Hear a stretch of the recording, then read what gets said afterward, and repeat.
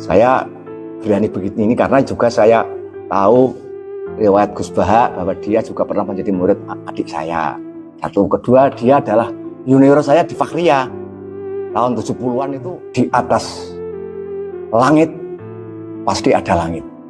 Dengan Nabi Muhammad saja, kanjeng Nabi itu berdebat dengan sahabatnya itu setelah disurvei gitu. Jadi di lapangan ternyata Nabi kalah. Akhirnya Nabi ya antum a'lamu bi amri dunyakum.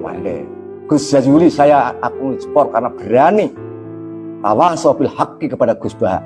Yang mana Gus Baha saya dengar mengatakan Wali Songo itu kepada jalurnya Nasrullah kepada Basaiban, dan Basaiban sendiri adalah termasuk dari Ba'alwi.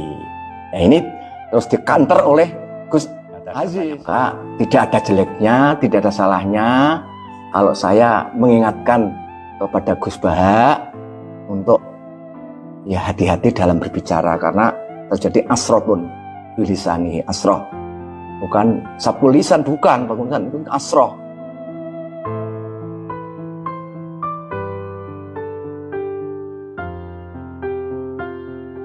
Wa ma utitu minal ilmi illa qalila. Di atas langit pasti ada langit. Wa fawqa kulli ilmin alim. Di atas orang yang alim tetap ada orang yang lebih alim. Karena kita ingat bahwa ketika Nabi Musa itu ditanya orang atau bahwa siapa yang paling pandai di Bani Israel, Nabi Musa mengatakan pemberanian diri dia yang paling pandai. Tapi ternyata di dalam lapangan, ternyata juga masih ada makhluk yang ilmunya mungkin melebihi Nabi Musa. Tapi jangan disalahgunakan pendapat ini. Ada seorang dosen yang mengatakan kepada murid, kepada mahasiswanya, bahwa Nabi Musa tidak menjangkau ilmunya Nabi Khidir. Itu ya kurang tepat, tidak boleh. Karena Nabi Musa itu punya level yang lebih tinggi daripada Nabi Khidir. Nabi Khidir saja sebagai Nabi itu masih mukhtalaf. Mengatakan wali dan mengatakan Nabi. Kalau Nabi Musa, Nabi yang bukan sembarang Nabi, yaitu kelompok ulul azmi, kalimullah. Tidak sepede-sepede. Tapi bagaimanapun rasa bangga diri dengan ilmu itu jangan terlalu keblacut,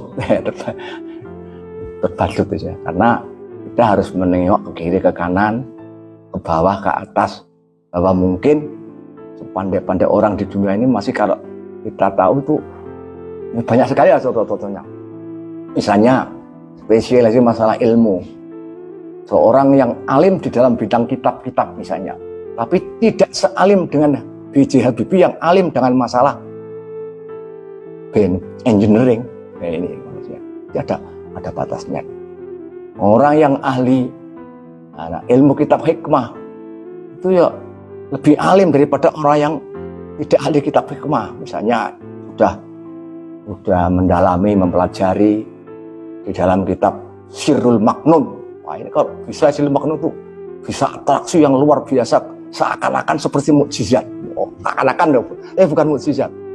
Kalau kita mempelajari kitab itu Samsul Ma'arif misalnya, itu juga mempunyai pengetahuan yang tidak dimiliki oleh kiai-kiai yang tidak mendalami kitab Samsul Ma'arif. Saya guyon-guyon matuan itu menyumbari kiai yang melete misalnya, ada kiai melete di Kabupaten Rembang misalnya. Jadi saya tantang suara guyonnya, kalau bisa membaca kitab saya halaman ini, pulang saya suruh dan paham loh. Bisa membaca dan paham dan saya praktekkan. Pulang akan saya hadiahi mobil saya. Dan akan saya cium delamaannya seperti bahasanya. Tidak hanya tangannya. Ya, sangat, saya itu. Saya pandang, saya lihat ini sementara kok belum ada, saya kira. Mungkin ya belum ada yang di Kabupaten Rembang. Itu yang halaman ini yang tak percaya nanti bisa ada ke rumah saya atau bagaimana ada mediator yang menemukan. Saya yakin tidak bisa memahami ini. Meskipun berkau-kau sudah menjadi profesor, mungkin tidak bisa juga. Karena bidangnya tidak sama. Kulun muyasarun lima khuliqallah.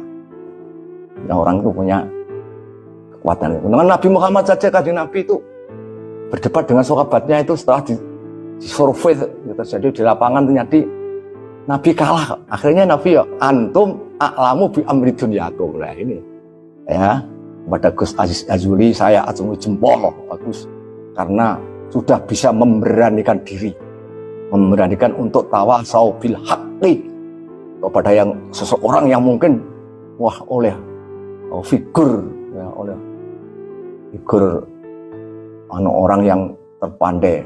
Gus Jazuli saya akui sport karena berani tawasau bil haqqi kepada Gus Bahak, yang mana Gus Bahak saya dengar kemarin entah dari YouTube mana itu kok mengatakan, Gus Bahak mengatakan Wali Songo itu kepada jalurnya nasional kepada Basaiban, dan Basaiban sendiri adalah termasuk dari Ba'alwi. Nah ini terus dikanter oleh Gus Aziz Jazuli.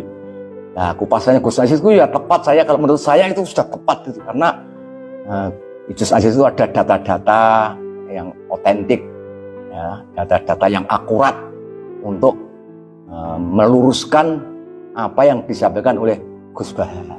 Jadi saya juga yakin Gus Bahak itu belum menekuni ilmu kenasaban, karena mungkin pada waktu itu tidak ada orang yang soro gampangannya debakul mayokno ilmu nasab kan belum payu. Yang soro bakul kan usumnya bakul bakso ya harus betul bakso, usumnya bakul cireng ya harus cireng. Nih karena maka ada tertarik untuk mempelajari ini. Yang dipelajari mungkin pedalaman ilmu Al-Quran, kalau Quran apa tafsir asal hadis berapa misalnya, ini yang jadi kalau masalah sistem penelitian, metodologi penelitian yang ada kaitannya dengan masalah studi komparasi dan studi korelasi kan belum perlu. Komparasi itu perlu karena untuk membandingkan itu kan harus komparasi. Jadi ada mukobalah dan corona yang jadi bisa tidak hanya satu buku yang dipelajari, dibandingkan ada perbedaan kan. Ini ikhtilaf ini kan soalnya yang milih yang mana, yang rojih mana, yang marjuh mana. Ini kita kalau seorang ulama itu harus itu, jangan hanya takdiru riwayah, tapi harus takdimut diroyah alar riwayah. Jadi tingkatannya kalau orang awam tingkatannya pengajian rame-rame. Kalau uang sudah lumayan ini ngaji kitab, kiai ini moco ya, kiai yang membaca kitab, santrinya membawa pulpen dengan kitab. Ya ini ngaji belum. Kalau setingkat lagi di tingkatan pengkajian, wah ini mengapa begini. Nah ini seakan-akan seperti dialog sebenarnya. Ini saya berani begitu ini karena juga saya tahu riwayat Gus Bahak bahwa dia juga pernah menjadi murid adik saya. Satu, kedua dia adalah junior saya di Fakhriyah. Tahun 70-an itu saya sudah di Fakhriyah nyucup ilmunya Mbah Khim yang beliau dianggap mbahnya Gus Bahak. Nah itu maka tidak ada jeleknya, tidak ada salahnya kalau saya mengingatkan kepada Gus Bahak untuk ya hati-hati dalam berbicara, karena terjadi asrotun bilisani, asroh bukan sabkul lisan, bukan asroh.